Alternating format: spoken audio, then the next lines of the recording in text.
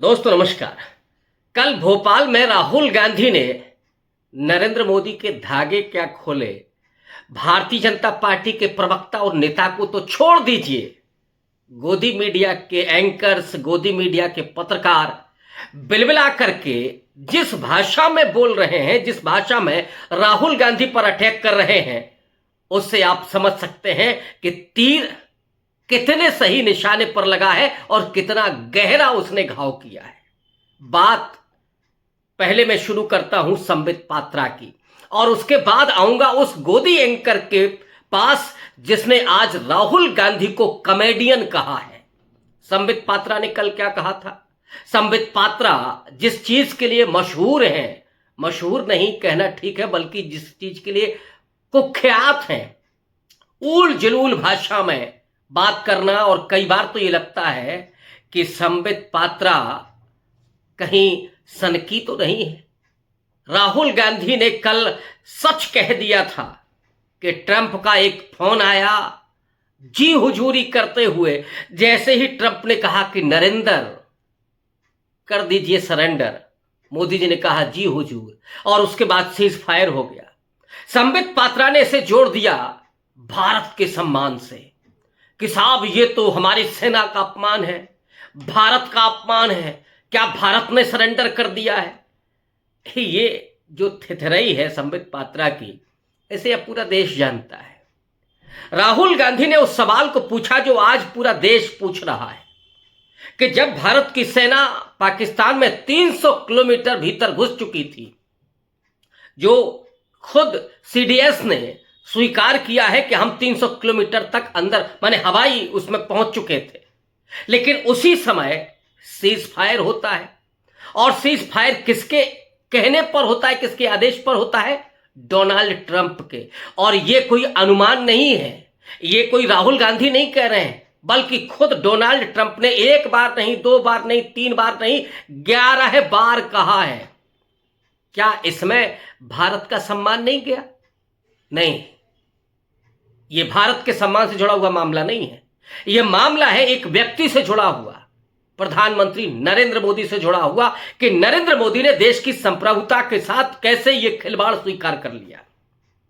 शिमला समझौता है भारत और पाकिस्तान के बीच में, कभी तीसरा पक्ष नहीं आएगा, यह पाकिस्तान ने स्वीकारा है, लेकिन नरेंद्र मोदी ने ट्रंप के इस आदेश को क्यों स्वीकार किया? अब बचाव यह हो रहा है कि साहब सीडीएस ने स्पष्ट किया है कि पाकिस्तान की सेना की तरफ से निवेदन किया गया था सीज फायर के लिए।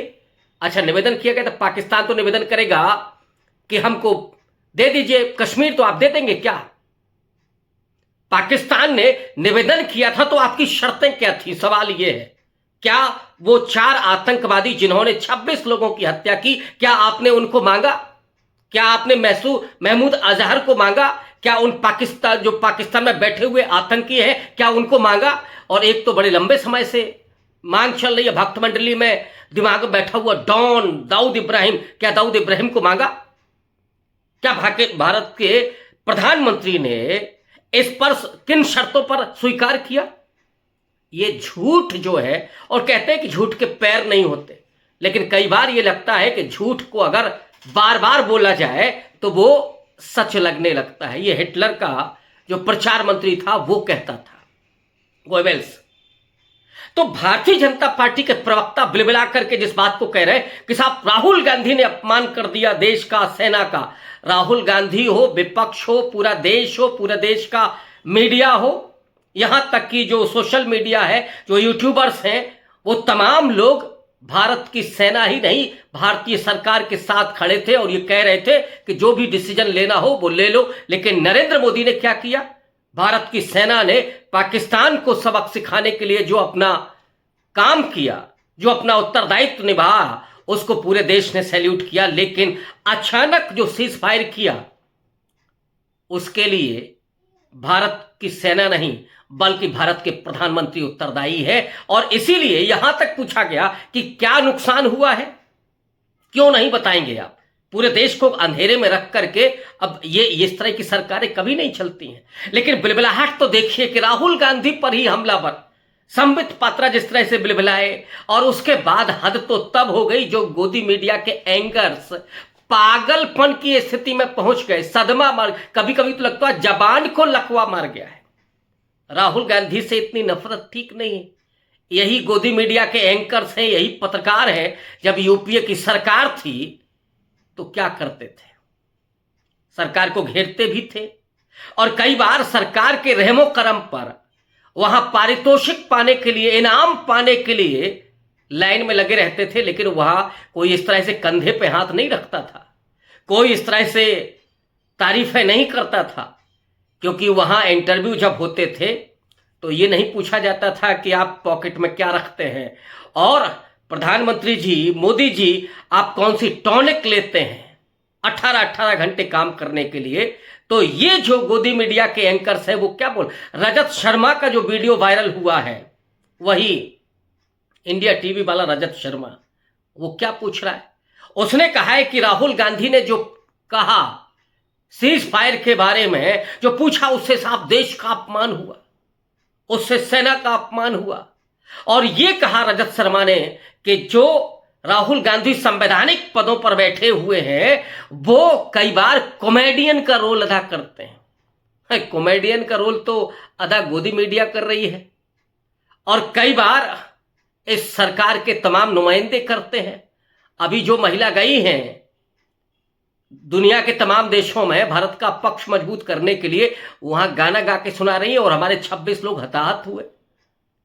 पाकिस्तान को अलग थलग करने में आप नाकामयाब रहे।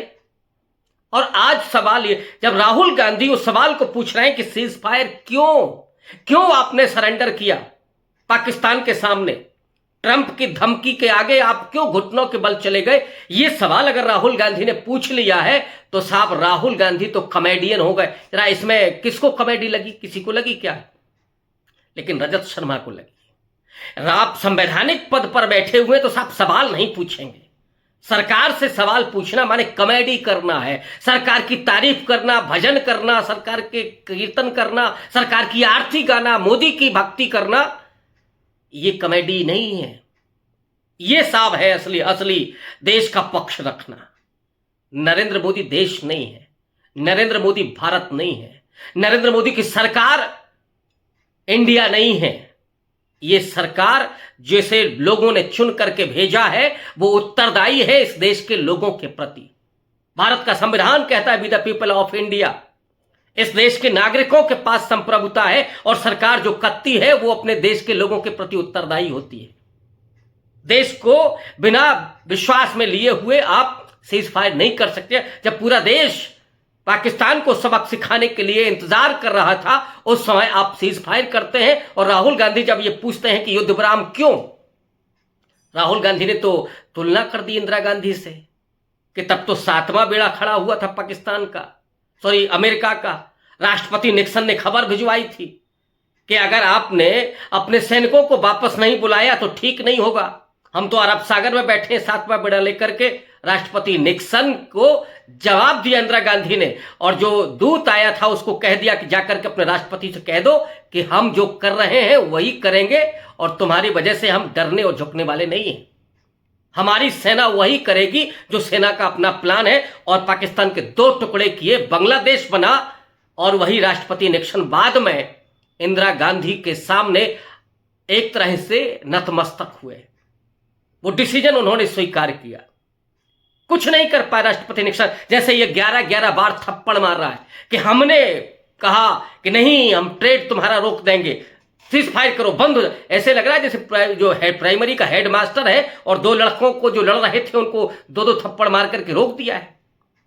ट्रंप जो दुनिया की, ठीक है मैं मान लेता हूं कि सबसे पावरफुल देश है, लेकिन उसकी यह हैसियत नहीं है कि भारत जैसे लोकतांत्रिक संप्रभु देश को वो इस तरीके से रोज अपमानित करे। तो इन पिट्ठुओं को, इन दलालों को, इन भड़ुओं को ट्रंप कॉमेडियन नहीं लगा। ट्रंप की गाली तो इन्हें वो लग रही होगी कि साहब यहां तो प्रसाद मिल रहा है। लेकिन राहुल गांधी ने कह दिया कि ट्रंप के कहने पर नरेंद्र मोदी ने सरेंडर कर दिया, तो राहुल गांधी कॉमेडियन हो गए। संबित पात्रा और फिर रजत शर्मा में क्या अंतर रह जाएगा? रजत शर्मा को बेहतर है कि वो अपने नाम के आगे लिख ले भारतीय जनता पार्टी का प्रवक्ता, लेकिन ये गोदी मीडिया के एंकर्स को ये पहली बार नहीं कर रहे हैं और इनके बारे में ये कहना भी कई बार ये लगता है कि अपने आप में बेकार है, क्योंकि ये सुधरने वाले नहीं है। इनके लिए जरूरी है कि वो जो सत्ता है वो सत्ता बदली जाए। और राहुल गांधी से इनको विशेष दिक्कत क्यों है? क्योंकि राहुल गांधी सामाजिक न्याय की बात कर रहे हैं। राहुल गांधी जाति जनगणना की कल बात कर रहे थे कि यही कि क्या महिला आरक्षण की तरह जाति जनगणना को भी बना दिया जा रहा है। और आज नरेंद्र मोदी ने घुटने टेक दिए। आज जाति जनगणना का नोटिफिकेशन जारी हो गया और अगले साल से जाति जनगणना शुरू हो जाएगी। अब क्या कहेंगे रजत शर्मा के साहब, राहुल गांधी कॉमेडियन है, या ये स्वीकारेंगे कि नरेंद्र मोदी ने अब घुटने टेक दिए राहुल गांधी के आगे? तो राहुल गांधी जिस बात को कह रहे हैं, अब घटना दर घटना नरेंद्र मोदी उसको स्वीकार कर रहे हैं। नरेंद्र मोदी ने अब एक तरह से लगता है कि इससे राहुल गांधी के आगे सरेंडर कर दिया। मैंने कल भी कहा था कि सरेंडर सिर्फ ट्रंप के सामने नहीं है, ये सरेंडर तो राहुल गांधी के सामने है। हर एजेंडे पर, हर राहुल गांधी के एजेंडे को डाइल्यूट करने के लिए नरेंद्र मोदी नई नई चाल चल रहे हैं, लेकिन असल में ये चाल नहीं है, बल्कि राहुल गांधी के सामने सरेंडर करना है। तो राहुल गांधी से विशेष चिढ़ इन रजत शर्माओं को क्यों है? उसकी दिक्कत वही है कि राहुल गांधी ये बात क्यों कर रहे हैं कि सामाजिक न्याय जरूरी है इस देश में, और कितने लोग कारपोरेट में दलित, पिछड़े, आदिवासी हैं, गरीब हैं, वंचित हैं, कितने लोग मीडिया में हैं, कितने लोग फिल्म इंडस्ट्रीज में हैं, कितने लोग जुडिशरी में हैं, कितने लोग और आपके खेलों में हैं। ये जो 90% लोग हैं उनकी भागीदारी कितनी है? ये सवाल जब राहुल गांधी कर रहे हैं तो ये तिलमिला रहे हैं। दरअसल इनका जो वर्चस्व है इस सत्ता की वजह से, हिंदुत्व की इस राजनीति की वजह से इनको लगता है कि हमारा वर्चस्व स्थापित हो गया है, और इसलिए नरेंद्र मोदी के प्रति इनकी अंधभक्ति है और राहुल गांधी के खिलाफ रोज विश्वमन करते हैं। लेकिन राहुल गांधी ने जो अपनी एक छवि बनाई है, खास करके दलितों, पिछड़ों और आदिवासियों के बीच में, महिलाओं के बीच में, अल्पसंख्यकों के बीच में, वो उसको नहीं बदल सकते। और ये जो गोदी मीडिया के एंकर्स और पत्रकार हैं वो रोज अपमानित हो रहे हैं, लोगों की निगाह में गिर रहे हैं। और यही वजह है कि जब ये कहीं पहुंचते हैं तो लोग इनको हूट करते हैं। और इसकी वजह से देश का जो मीडिया है, देश का जो स्वतंत्र मीडिया है, उसका जरूर अपमान हो रहा है, उसकी जरूर रेटिंग गिर रही है। और दुनिया की नजरों में भारत की जो डेमोक्रेसी कभी हुआ करती थी, उस डेमोक्रेसी का भी मान और संप्रभुता का मान घट रहा है। नरेंद्र मोदी से लेकर के नरेंद्र मोदी के चंपुओं ने, भाटों ने, उन सब ने देश की एक तरह से बधिया बिठा दी है। आज के लिए बस इतना ही, और शुक्रिया।